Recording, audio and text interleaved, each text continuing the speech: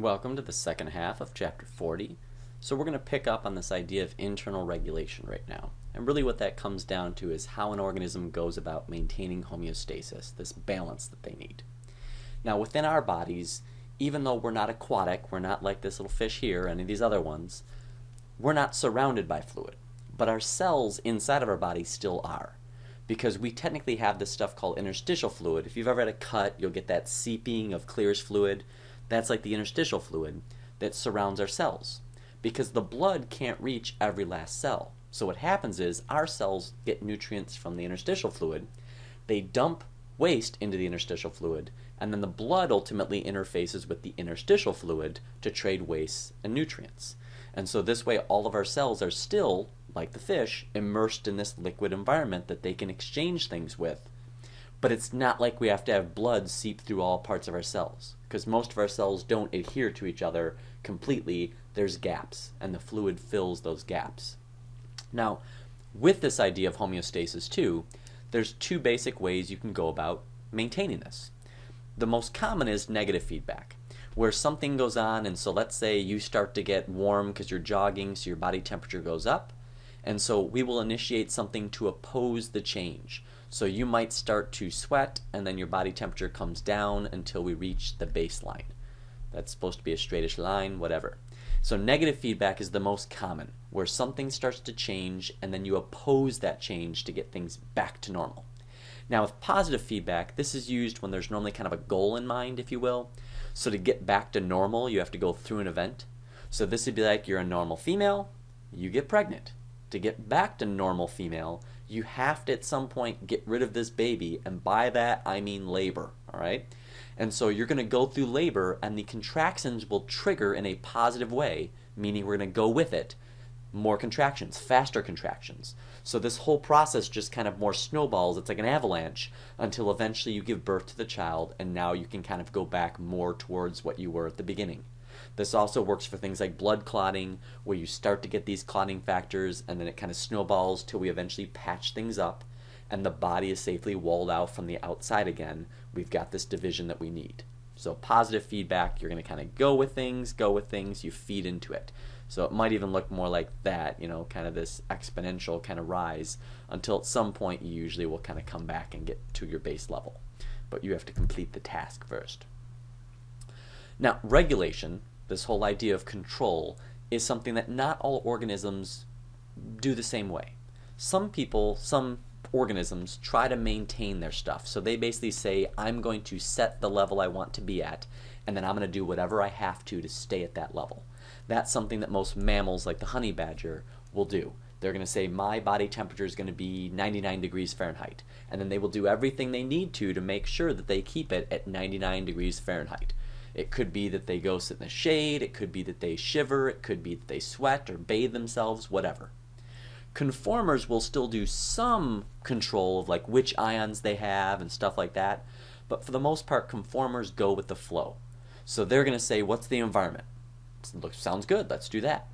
And this works really well in things like marine environments, where the amount of solute that you have is pretty good. So they might try for some slightly different solutes than the ocean, but overall they're pretty good with that osmolarity. It's a decent thing. They don't need to make themselves more hypo or hypertonic. This can work for them temperature-wise too, where the ocean has a pretty constant temperature, so they might just say, I'll be that temperature. Seems like that'd work. Saves me a lot of energy. And so from an energetic purpose, regulator is going to be much more intensive than being a conformer. And acclimatization is something that we're going to bring up later, but this is where many organisms can have where if you change things on them, it's very harsh on them at first, but if they survive and you give them time, we can alter ourselves, things like gene expression, in response to those environmental changes. So given hours, days, weeks, maybe months, we can make it to the point where we're okay. So maybe initially you were just like, wow, this heat is terrible. But then over time you get to a point where it doesn't seem that bad. You get used to it.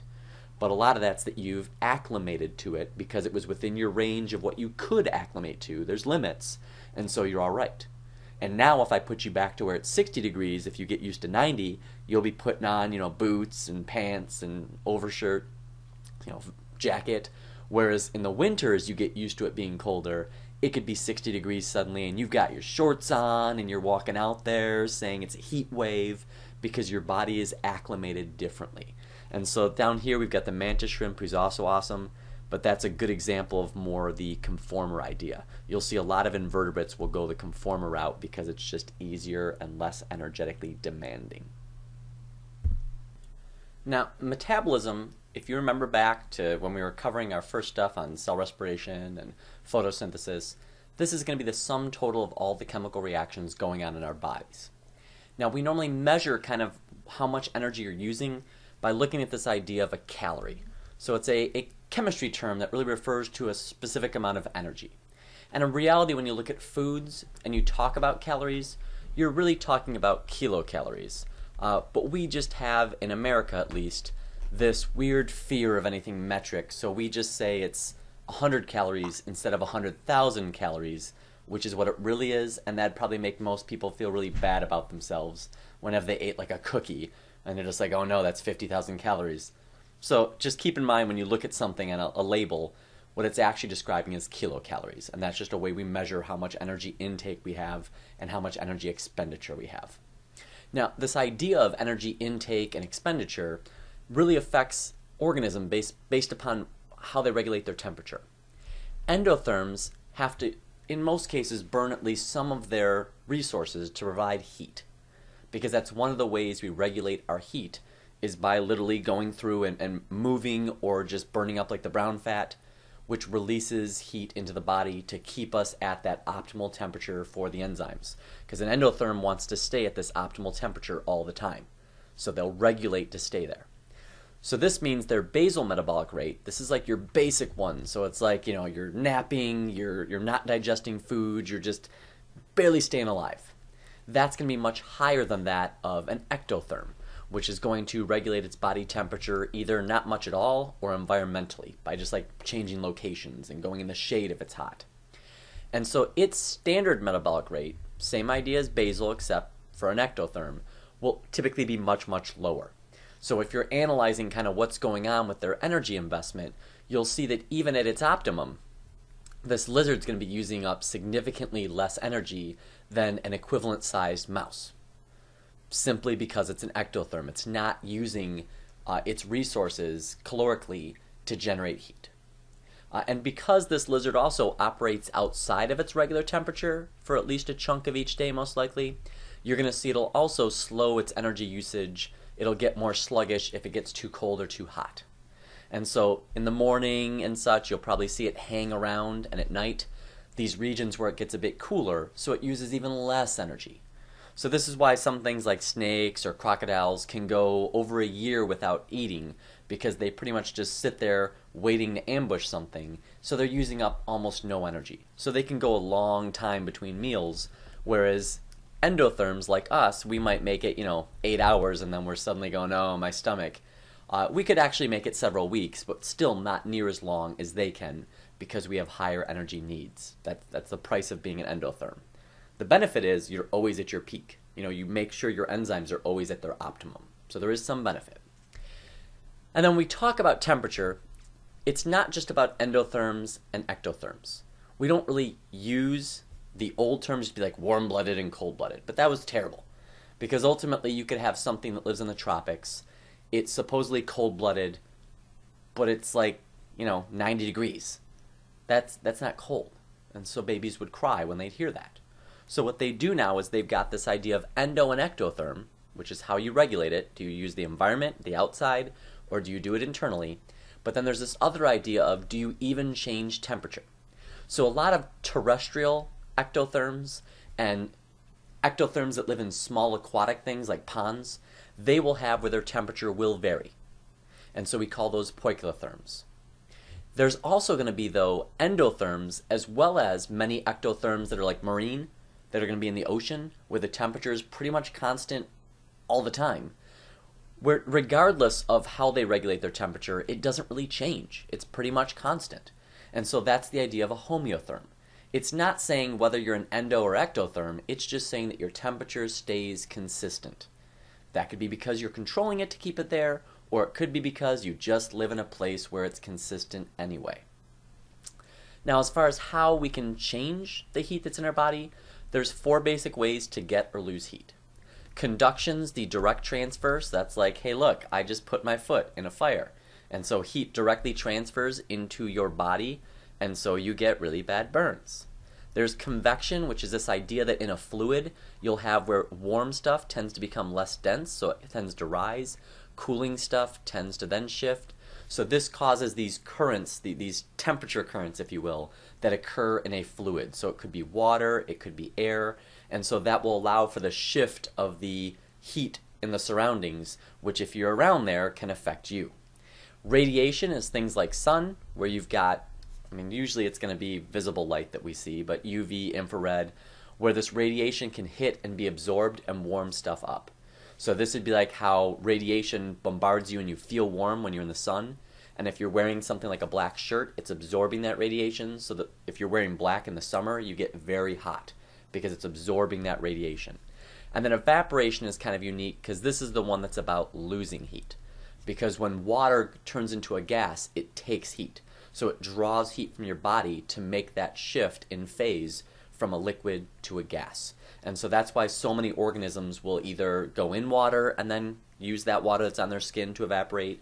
Cats will lick themselves, you have panting, you have all different ways of trying to use evaporation to help them get rid of heat if they're too hot. So ways to help control your heat: insulation, especially in the winter.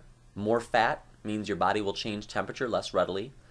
Some organisms will also use hair or fat on like the top of their body, even in a desert, because it helps prevent the heat from getting to the rest of their body.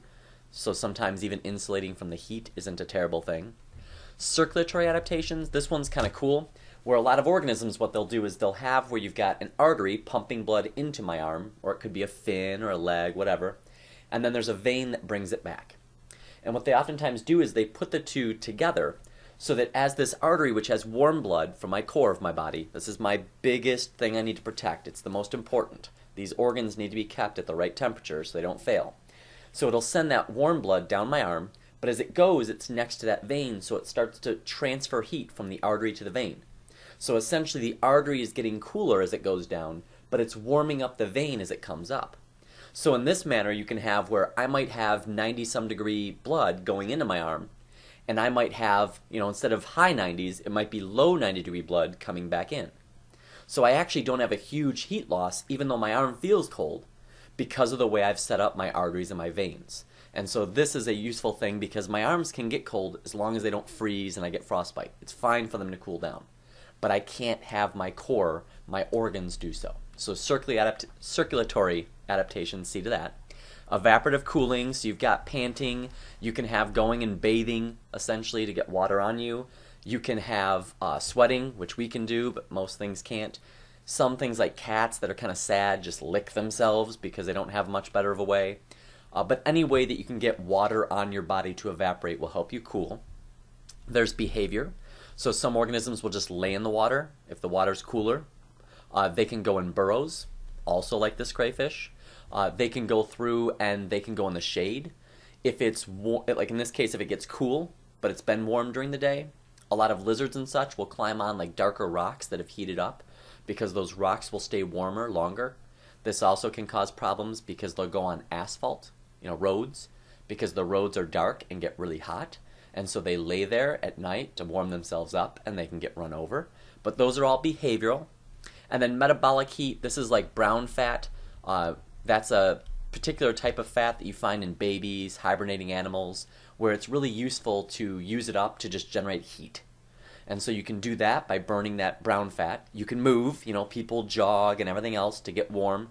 And sometimes you'll see like joggers when it's cold out, just wearing shorts, even though it's like 50 degrees, and you'll be like, what?